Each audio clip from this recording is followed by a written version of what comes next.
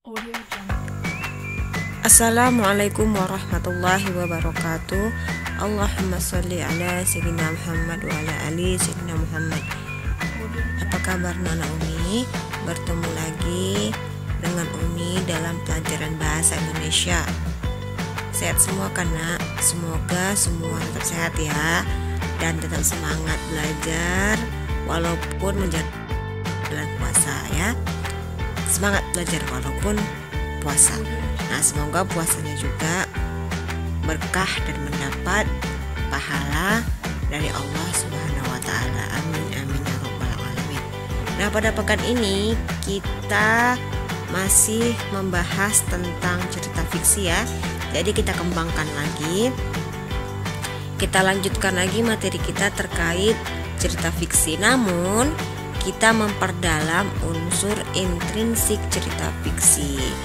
Nah, seperti pekan lalu, cerita fiksi merupakan cerita yang berasal dari rekaan atau imajinasi pengarang. Enak ya, walaupun dia diangkat dari kisah nyata, tetapi alurnya merupakan rekaan yang berasal dari imajinasi atau khayalan pengarang. Nah, itulah cerita fiksi. Pekan lalu juga sudah kita pelajari anak ya, seperti unsur dalam atau intrinsik, tokoh dan sudut pandang sudah kita pelajari ya. Nah, pada hari ini kita akan bahas mengenai unsur intrinsik cerita fiksi.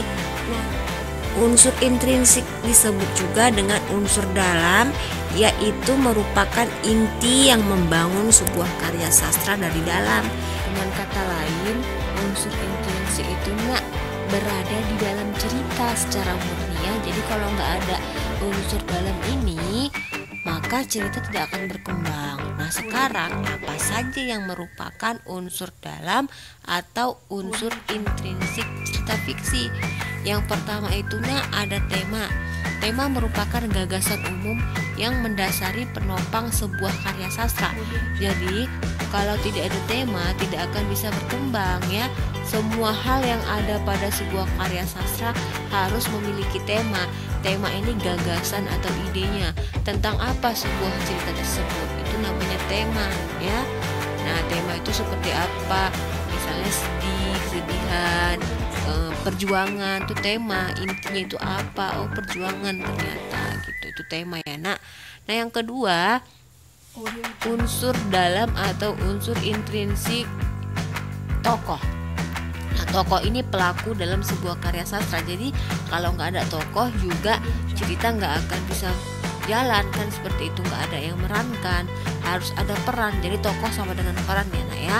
Tokoh terbagi atas dua. Yang pertama tokoh atau peran utama, dan yang kedua peran tambahan atau peran pembantu. Itu berdasarkan tokohnya. Nah, berdasarkan perannya terbagi atas tiga. Nah, pekan lalu kita sudah pelajari dua ya, Nak ya. Peran antagonis, peran protagonis, dan peran protagonis. Kalau Umi bilang antagonis berarti dia tokohnya wataknya jahat. Nah, kalau dia protagonis wataknya baik dan dia menjadi tokoh utama ya. Dia tampil dalam setiap adegan. Nah, yang ketiga itu ada tritagonis, dia peran pembantu. Jadi membantu, dan biasanya dia membantu pada tokoh protagonis, temannya sebaik tani biasanya ya. Itu tokoh. Nah, yang ketiga ada alur atau plot. Alur atau plot adalah cerita yang berisi urutan kejadian, namun setiap kejadian hanya dihubungkan sesuai sebab akibat peristiwa dan kejadian-kejadian lain. Itu alur, Nak ya. Jadi alurnya itu jalan cerita seperti apa. Nah, alurnya itu terbagi atas tiga. Ada yang namanya alur maju, alur mundur, dan alur flashback atau maju mundur ya. Kalau dia maju berarti dari awal dia hidup sampai akhir hayat dia. Nah, kalau dia alur mundur berarti mengapa dia sukses, dan diceritakan lagi ternyata dari kecil dia itu hidup susah. Jadi kesusahan itu memotivasi dia untuk belajar dan menjadi orang yang sukses. Nah, sedangkan alur maju mundur dia berantakan alurnya. Nah, sekarang maju, nanti dimundurkan lagi. Kenapa? Jadi sebab akibat itu terus ada dalam sebuah cerita tersebut. Ya, itu alur ya. Nah, yang keempat ada konflik. Konflik ini merupakan unsur dalam yang harus ada dalam sebuah cerita. Konflik kan sama dengan permasalahan. Jadi kalau nggak ada masalah, nggak akan berkembang cerita tersebut. Nah, konflik merupakan kejadian paling penting. Nah, unsur yang paling dibutuhkan demi mengembangkan plot dan memperkuat suasana ya. Jadi konflik itu sama dengan permasalahan yang harus ada dalam sebuah cerita fiksi. Nah, kalau ada konflik berarti ada klimaks. Selanjutnya yang harus ada dalam sebuah cerita fiksi yaitu klimaks. Klimaks ini merupakan kondisi di mana sebuah konflik telah mencapai tingkat intensitas tertinggi. Jadi puncak permasalahannya itu apa? Dan kejadiannya tidak dapat dihindari. Akhirnya itu apa?